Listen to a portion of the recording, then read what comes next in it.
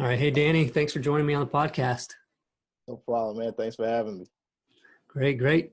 Yeah, looking forward to the show. We were talking just before the episode about what we're going to cover, and you said it better than I probably could. So why don't you tell everybody listening what we're going to talk about? Well, I think what we're going to concentrate on today is showing people how to go from sitting at the starting line, wondering how they're going to get started, car parked, to transferring into neutral, to getting into drive and getting up to about 25 miles per hour, getting them started in the first few steps. That'll get them up to 100 miles per hour pretty soon. Yeah, that's perfect. See, I would have just said, yeah, we're going to talk about getting started, and then it didn't sound the same. And when you said that, like, that's perfect. I'll just have you do it. So that was good. Now, great work on that. So let's get started though with what got you interested in the business. Going from, and I guess you're still doing being a manager for songwriters and music producers, right? Yeah, absolutely. Yeah. So like luckily for me, the music business starts late and my market is on the East Coast. So I get up early and start working on my stuff, my real estate stuff. And by about 11 o'clock Pacific time, my guys are just rolling out of bed, Oh, yeah. we're figuring out life, and I can kind of catch up with them around 12 or 1. And for me on the East Coast, it's already like 3. So there's good space in there. Nice. So what got you interested in real estate though? What was it about real estate? What was it, a book? Was there, something online or a TV show? What got you into this? It was really my mom. I used to ride around the car with her, and she would always tell me, because we were renting an apartment at the time, and she was just like, "You need to buy a house. You need to buy a house."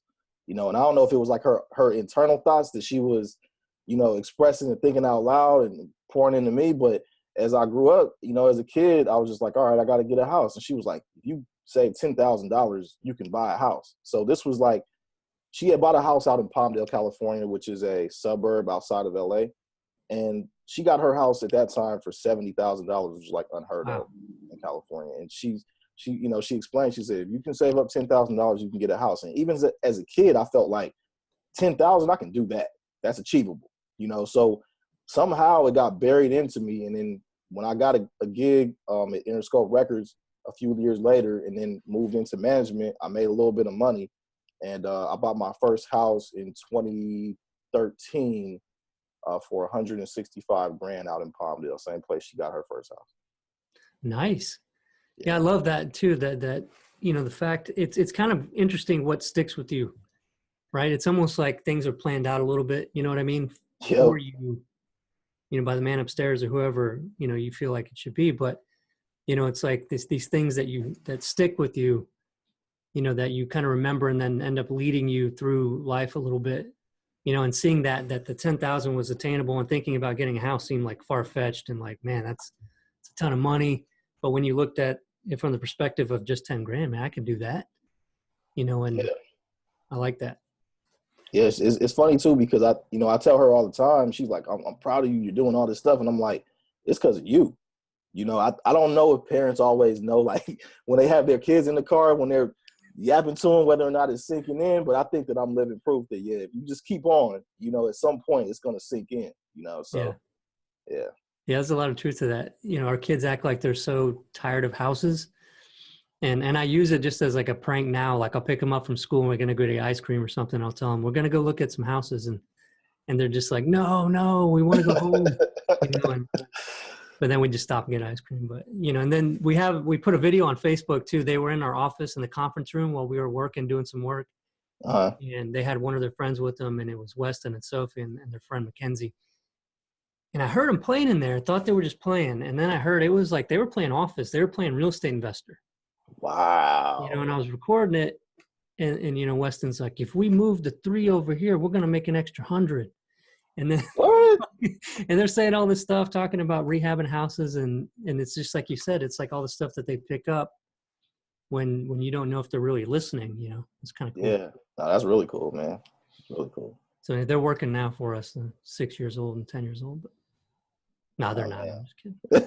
I was about to say I got to follow that blueprint when I have some kids. So you bought that first house, you said 2013?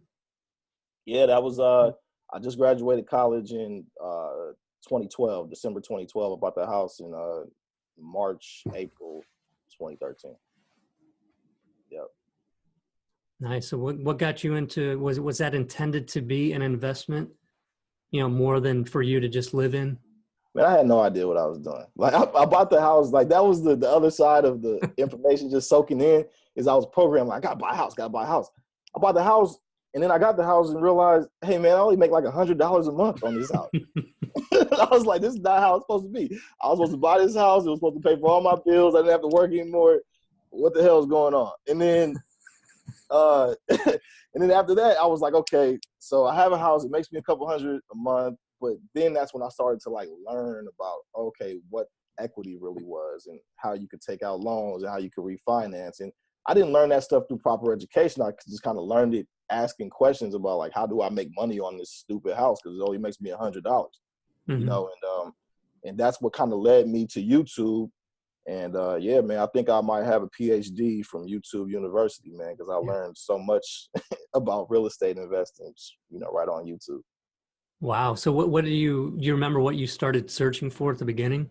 Man, I think that, I don't know if maybe the algorithms had seen other stuff that I had been looking at maybe and just started feeding me things. But I ran across this guy named Juan Pablo, and he started talking about how you could buy properties with credit cards.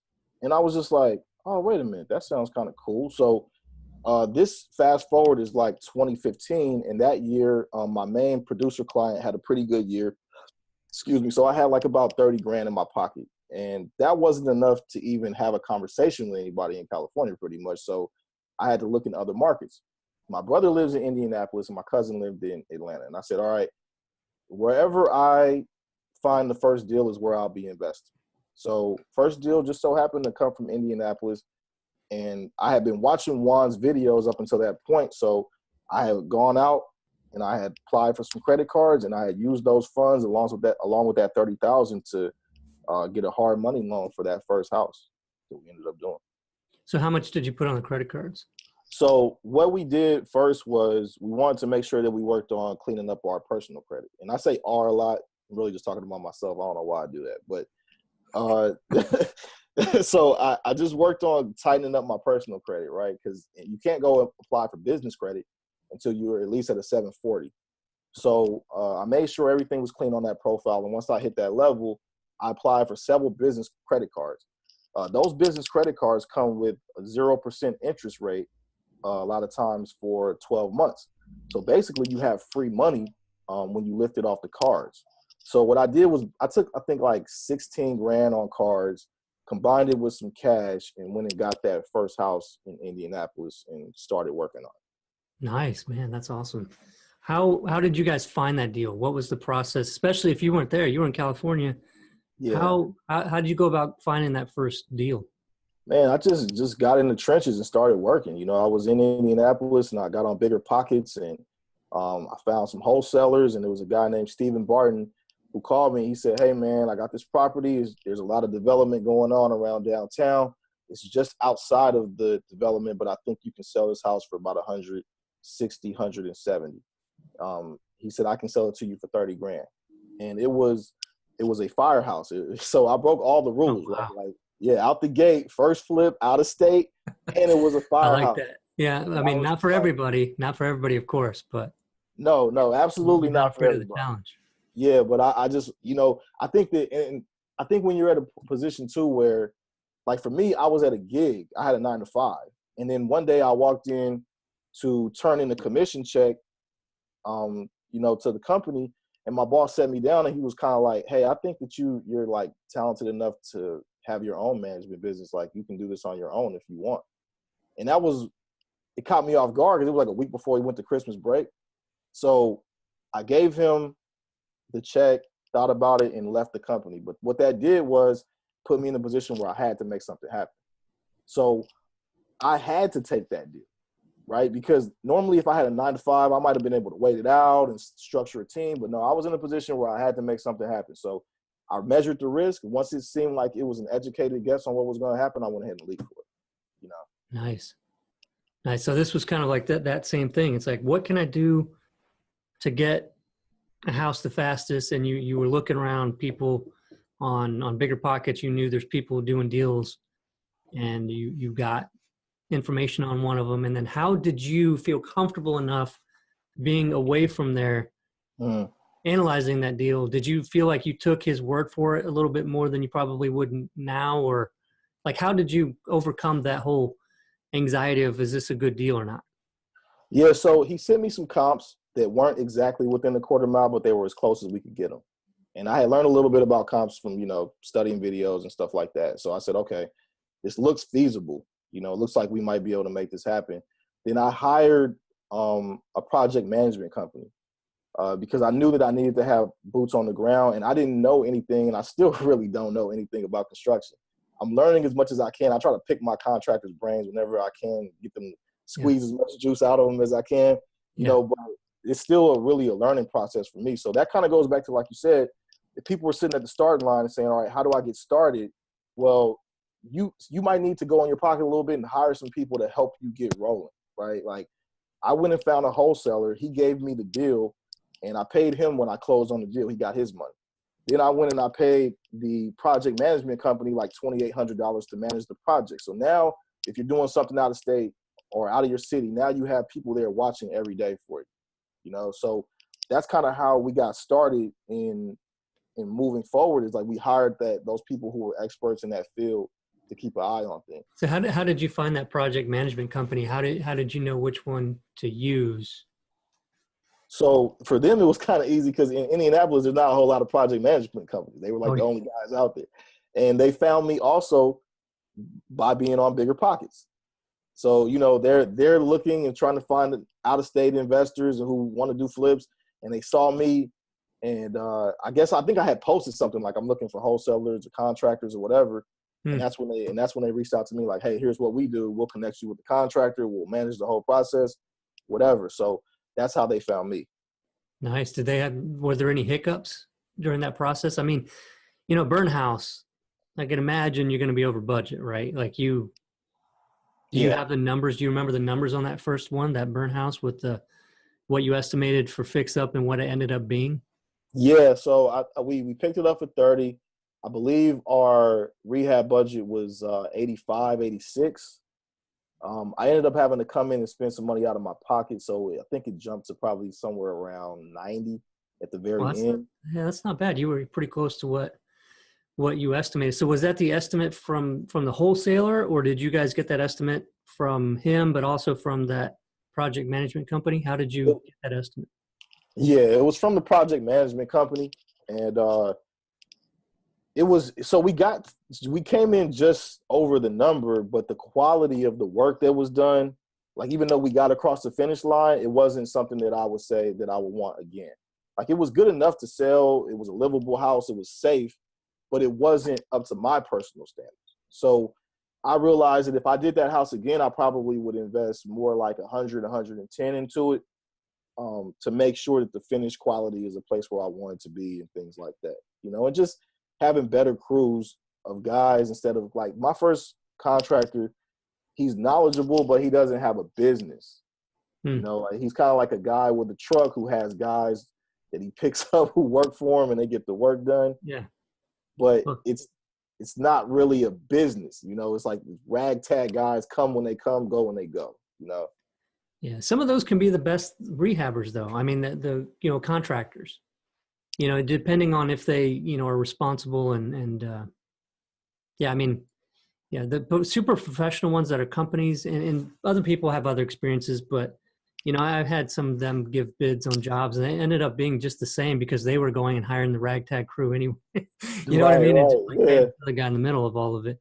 But, everybody has different experiences, but I would say just anybody listening out there, caution, like, it's not always, that these expensive people with the businesses and the giant trucks are going to be, always better just because they are more expensive and have a giant truck.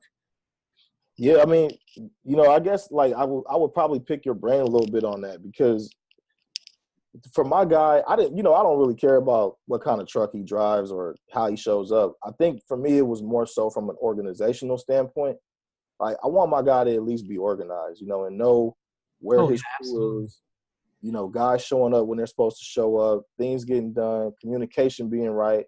To me, all that stuff can happen outside of you having, an office building or a logo on your truck. And those were the things that I didn't find with him, was that sometimes after the project management company would go and I was working with him directly, I would have people go by the house and it's like Tuesday, 11 o'clock, and there's nobody there working, and that was. I see what you mean now. Yeah, I see what you mean now. Yeah, I was just like, man, I can't do that. Yeah. Yeah, it's like a ghost town, right? Is what I always call it. This place is a ghost town. Where's everybody? Right. They're working another job, likely. Yeah, probably. A lot of times. So what would you have done different? I mean, did you guys how was that contract? Did you learn anything about the contract and specify materials you wanted used and all that kind of stuff? How did that work out? Yeah, so everything was kind of like on that first deal, I was really, holding on to the coattails of the project management company. Like I really leaned on them heavily to kind of help me get started because I didn't know anything about how to pay flooring, countertops, any of that kind of stuff, So they picked most of the finishes and they were okay, for an entry-level home buyer, they were all right. But I realized, by listening to you and listening to Melissa, that we can find quality materials that are about the same price range and we can use those instead. So, we went ahead and what I did learn from that was you got to watch your project managers, right? Like I found out that the company was actually taking money out of each draw payment that I was sending to the contractor. So they got a flat fee from me. And then when I would send money to the contractor, they would take like 7%. Oh, wow.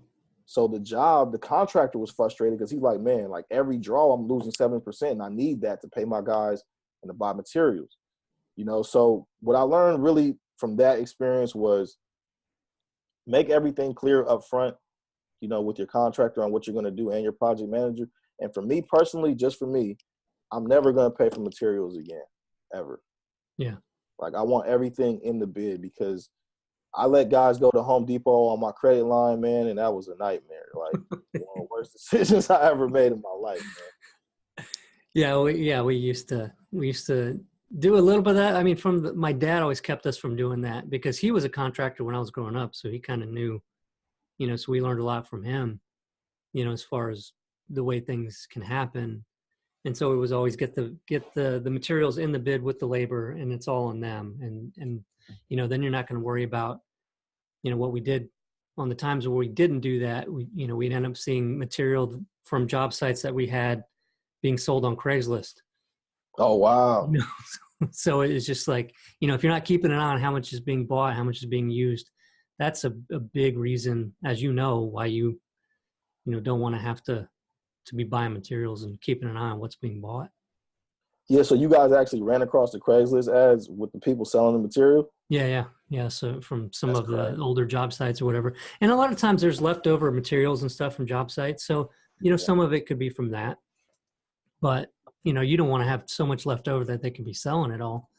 And instead of moving it from job site to job site, which is if, when you're doing a lot of rehabs, you're typically using the same materials, right? So that should move from job site to job site. But, and if they pay for it out of their, out of the bid, they have the material included, obviously it's their material. So, yeah, just I think do that. Yeah. I mean, and if we go back to, trying to help people go from 0 to 25 miles per hour, I would say, make sure that your bids are all in.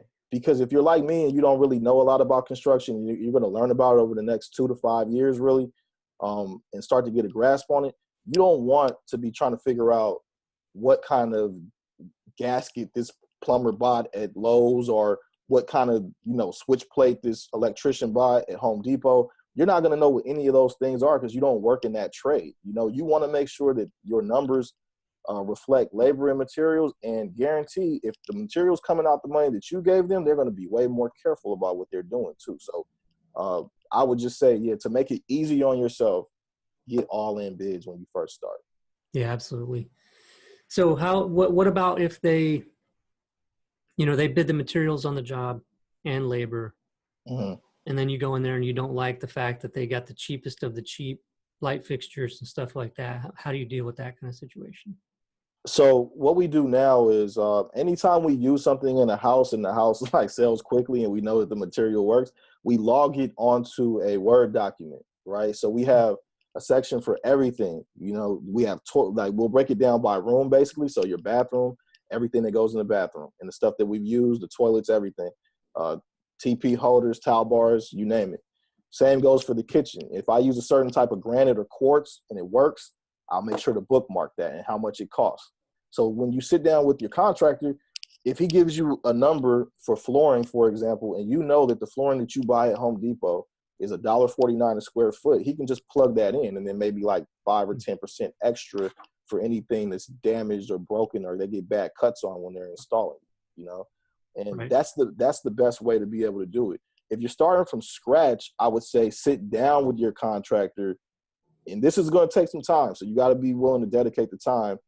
But you got to sit down with your contractor and go through every single item when it comes to a finished item. Like if it's going to be flooring, it's going to be carpet, it's going to be a vanity or faucets or, you know, kitchen faucets, whatever. Make sure you know what those things are going to look like before they go in. Get pictures, get SKU numbers. And that way you guys won't be on, you know, you guys won't be at each other's necks when it's all over because you're mad about the quality of the finish. Yeah, yeah. Yeah, and it can be tempting, especially when, you know, we're working, you know, full-time jobs and this is a side business getting started for a lot of people. You know, it can be tempting just to trust that the contractor is going to pick some good stuff. You know, Yeah. oh, I like the contractor, seems real nice. I saw pictures of his other jobs. He's, you know, I don't need to waste the time, you know, going and specifying which materials I want to use. And maybe he won't like that I'm trying to tell him which materials to use. You know, some people even go in and look at it that way where they feel like that's not something they should be doing, but you should be because Yeah, I yeah. guarantee you the contractor's thinking, well, hell, they didn't say, so I'm just going to save money and make more money on the job by getting cheaper stuff. And if not, then maybe he or she is going to feel like, well, I don't know what the hell they want. And now we've got all this communication we got to have after the fact. And then you're going to want this expensive thing. And I budgeted for this cheap thing, you know, save all that headache and hassle, even though it seems like a little bit more work up front, but it saves a ton of hassle during the job and after the job. Yeah, and it can keep you and your contractor on good terms for a longer period of time. You know, like you're never going to be looking back at them like they shortchanged you or buy something cheap, like you said, because you guys up front were like, all right, here's the flush mount lighting we're going to use. You know, here's the you know, the brushed nickel, you know, bathroom faucet we're going to use. And when everybody's on the same page and the communication is right, you guys can work together for a long time. Yeah. Yeah. So with that burn house, I mean, I'm sure you learned a ton from that, right? Because they had to, you know, was it like burn through the roof kind of burn, or was it mostly smoke damage? Yeah, so it was a lot of smoke damage, and then some rooms were completely charred. So we had to go in. We took some walls out, opened up the house. Really did. I mean, I'm still surprised the contractor was able to get it done for the number that he did because it was just a lot of work, you know. But I did learn a lot from that, and what I kind of learned was like you gotta, like I said, with your project managers, it might be if you can find a reputable company that other investors around can, you know, vouch for, I would say, okay, you're probably in a safe zone. But if not, maybe you might want to look into hiring your own guy. You know, that's what I'm Mm-hmm. looking into doing now. I got one of my old draw inspectors from my hard money company. He isn't doing drawing inspections anymore, but he's like an old retired GC, and he was a guy who had a lot of integrity. I always respected his integrity level. So Mm-hmm. when I go back to Indianapolis, I'm going to try to pluck him and get him to work for us to do project management. So Yeah. That'd be good. So everything that you've been doing is all in Indianapolis then? You kind of focused on that market, learned that market really well. yeah, so that house that I had in Palmdale rose in value to the point to where I could sell it last summer. So I sold that house, made like 90 grand on it, and took it all straight to Indianapolis. Like I did some stuff for my family that they needed, and then the rest of the money went there.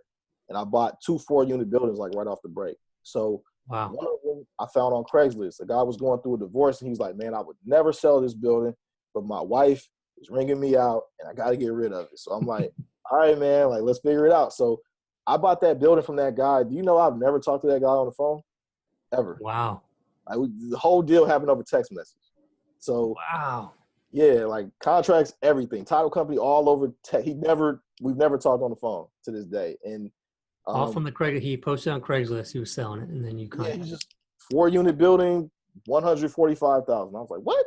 All right, let me jump on that. So knocked that one out. Then I bought a building for 35,000 that was like an old crack house, man. I'm talking about animals living in there.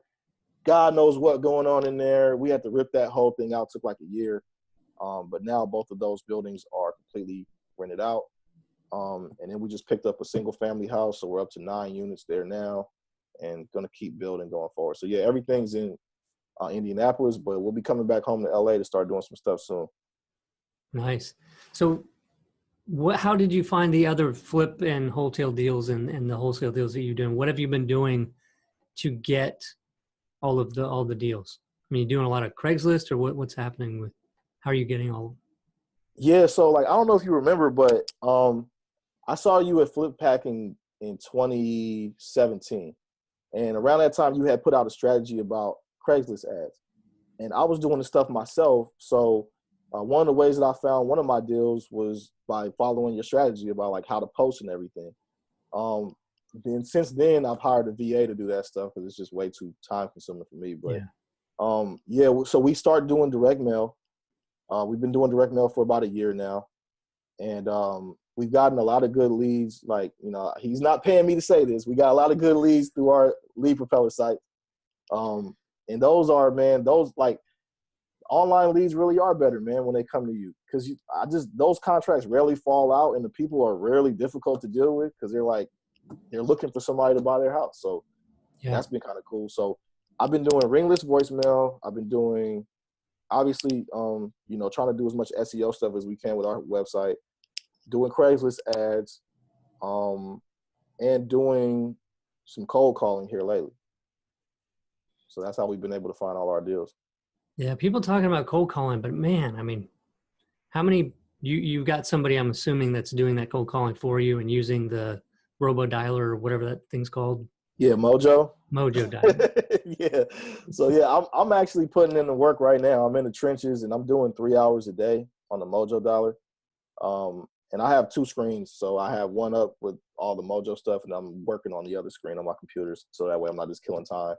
And I'm doing that for a couple of reasons. One is because I'm not a natural sales guy and I need to learn how this job works before I hire somebody to do it.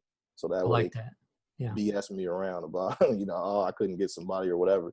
What I can tell you is that just from I've only been at it like 2 weeks. What I can tell you is from the 2 weeks that I've been doing it, if you're going to do some cold calling, what you need to have is a really good follow-up system because you're going to get a lot of maybes.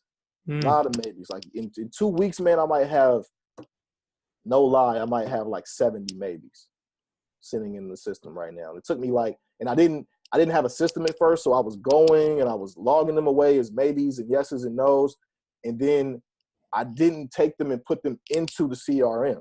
So then I had to stop the last 3 days, and I got this whole spreadsheet of maybes, yeses, and yeses that have to go in the CRM for follow-up. And I haven't been able to cold call for 3 days, and that's because I didn't plan that out properly. So what you have to do is cold call for that day. When you're done cold calling, export your list of yeses and maybes, put them in your CRM with reminders for follow-up, then start cold calling the next day. And then have a day to go back and follow up on those things that you've been putting in the CRM. So it does work, but it's just going to take a lot of following up. Yeah, that's big. And like, think about what you're doing, right? You're just calling people out of the blue, cold calling and asking, do you want to sell your house? Yeah. And just out of the blue, how many people are going to be like, hell yeah, right now, what's the offer? I mean, it's not, you're not going to get that many, but you've planted the seed in their head. And a lot of times it just takes that follow-up, and that seed's really kind of grown into more ideas. And they're starting to think, yeah, maybe. And with the follow-up, maybe they're not motivated when you first call them, but you put the seed there, and then time and situations change. How are you doing your follow-up? Are you planning on having follow-up for a long time, or are you just playing it by how each follow-up goes? So when it comes to cold calling, we approach it the same way we do with direct mail. So we start with our most motivated list first, and that's where you get a little bit better response. So I really like tax delinquent stuff. In Indianapolis, you have a year to redeem after they sell your property at the tax sale. So what that means basically for anybody who's not familiar is like they have a tax sale in October, and when your house gets sold, you have a year to pay off those back taxes and fines and get your house back. If you don't do it in a year, then it goes to the person who wanted it at the tax sale.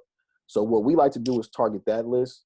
And then we'll look for like code violations, all the same stuff that we look for, driving for dollars, all that stuff, you know, and then we'll just cold call those people directly, you know, and for some of those people, the follow-up isn't going to be that long, just like it is when we send them a postcard or a letter, you know, like they come in kind of warm and then we work them for like maybe 30 to 60 to 90 days. And if they want to sell, we'll probably catch them, you know, so some of those people are going to be a little bit longer out, but I think the follow-up time overall is going to be similar to kind of how it is with direct mail. Yeah. And the key is that you're just even doing the follow-up.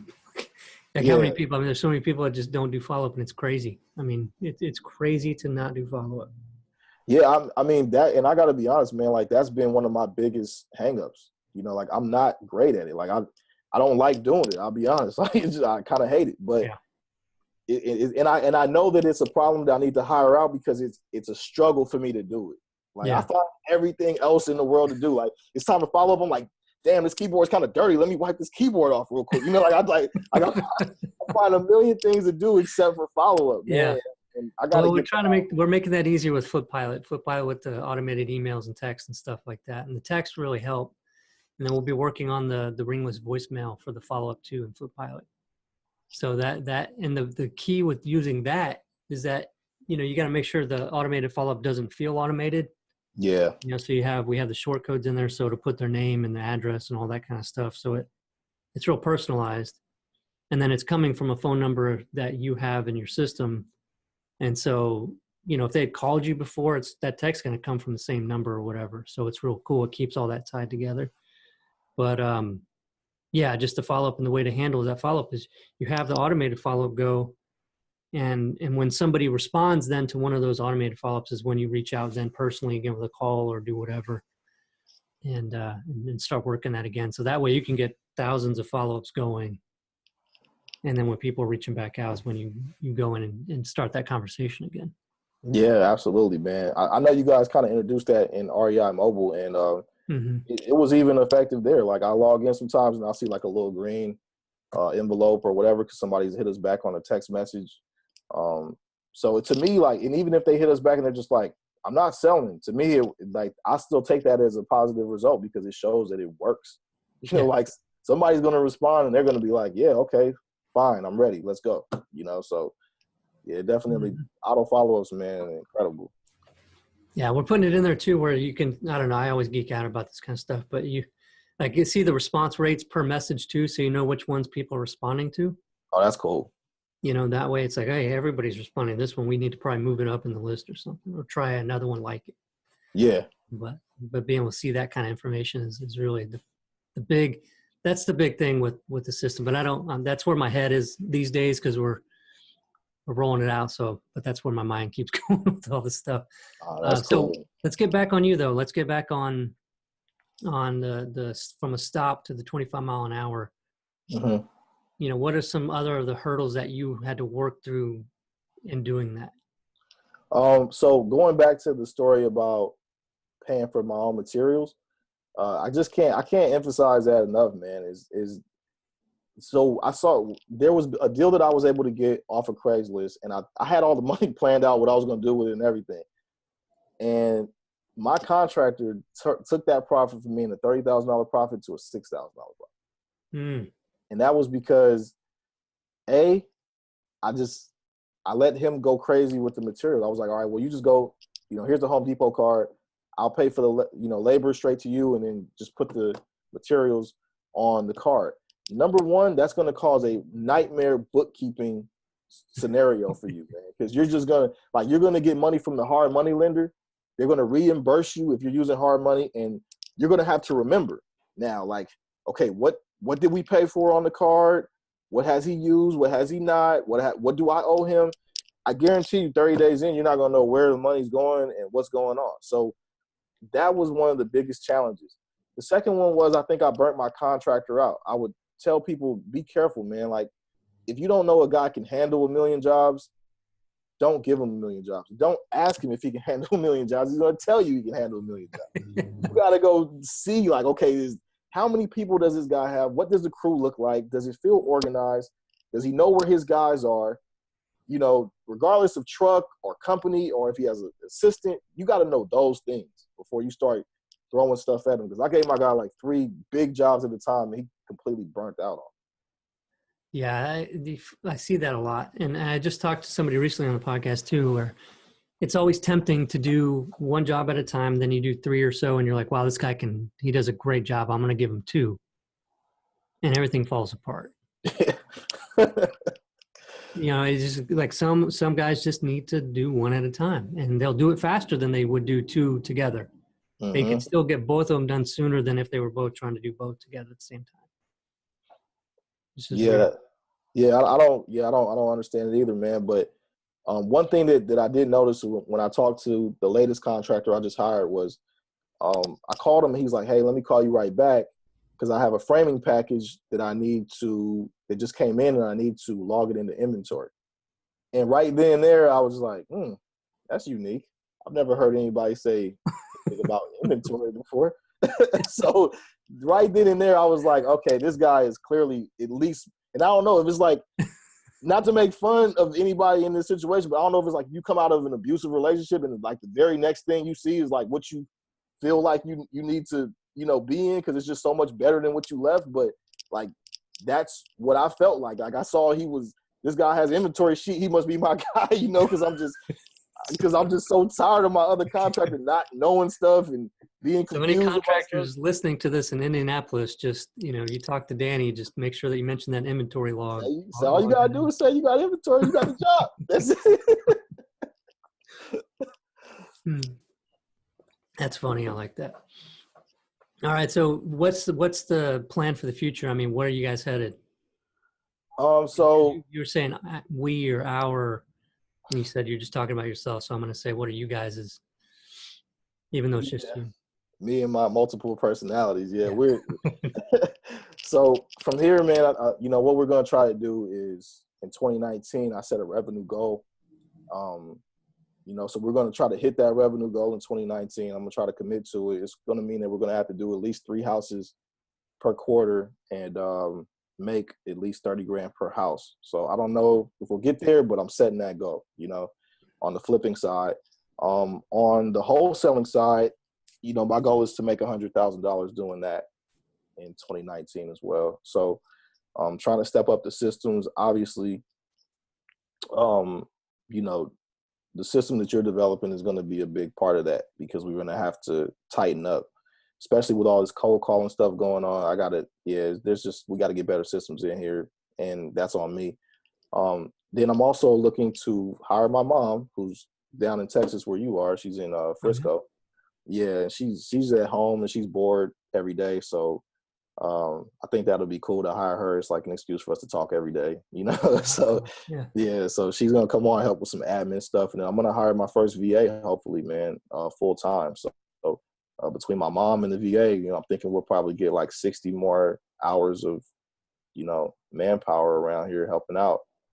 And then hopefully we make enough to where we can start to go harder on the website and the SEO stuff, man. Like, I'm not going to lie, PPC scares the hell out of me, you know, but the SEO stuff is like something that I can wrap my head around for the long term.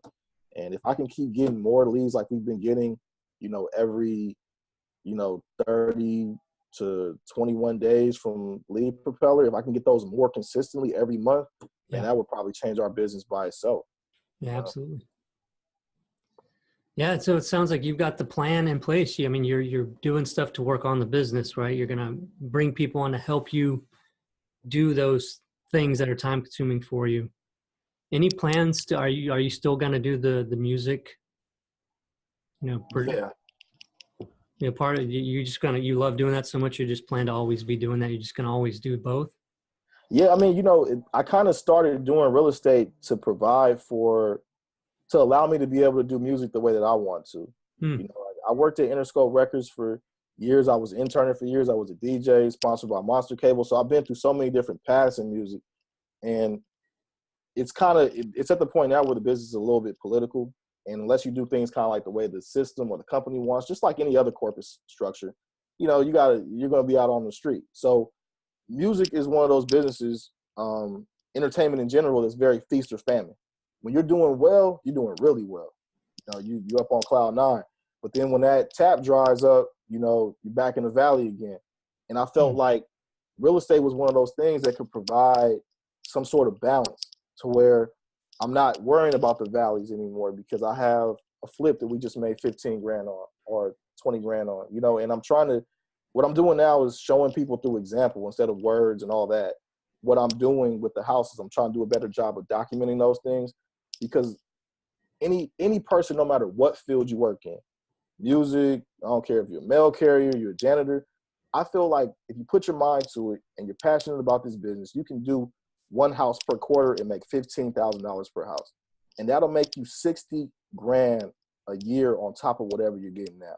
And unless you're some sort of mega billionaire, anybody can use an extra 60 grand a year. So, and it's not overly challenging, just one house per quarter. That's all you got to do and make 15 grand per house. And that's a modest, you know, we're just being modest here. You know, you could very well make 20, 25 per house. So, you know, that trying to hit those kind of goals is what allows me to be able to continue to do music my way. And that's from a place of love and passion, you know? I like that. Yeah. It's, you got the purpose behind it, the why. You have your why figured out, and that's helping you, you know, get through everything. And I like that a lot. That's cool. Appreciate it, man. Thank you. And if anybody wants to reach out to you that's listening, how can they find you? How can they reach out to you? Well, I'm never bashful about giving my phone number out. So you can text me or call me. Number's 323-334-6029, 323-334-6029. You can find me on Facebook at I am Danny Carter. You can find me at Instagram at I am Danny Carter, or you can email me. If it's real estate related, you can send it to cartermanagementholdings@gmail.com. And if it's music related, you can send it to danny@prayandfloss.com. Nice. And what I want to do, I just thought about it, was I want for you, if you're willing to, I'm sure you would be, to send some music for us so we can play in the intro and outro for this episode. It'll be the first time it's different than all the other episodes. Oh, that's crazy. No problem, man. Yeah, I'll get you some stuff from one of my clients, them joints. Right. Let's do that. I think that'd be cool. All right. right. Is there anything else you want to share with the audience before we close out? No, man. I would just, you know, try to encourage anybody who was in the position that I was in, 2 years ago, feeling like they needed to change things. That, man, it's possible. I did it from LA and all the way in Indianapolis without ever having lived there before.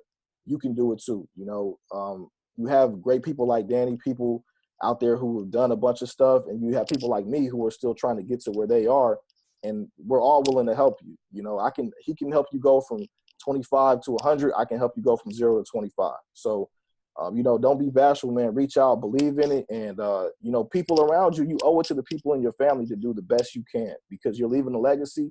Don't shortchange yourself, and don't shortchange them. Nice. Well said. All right. I'm not going to say anything more because that was a great finish to the episode. Thanks a lot, Danny. All right. No problem. All right. Keep in touch. All right. Talk to you soon.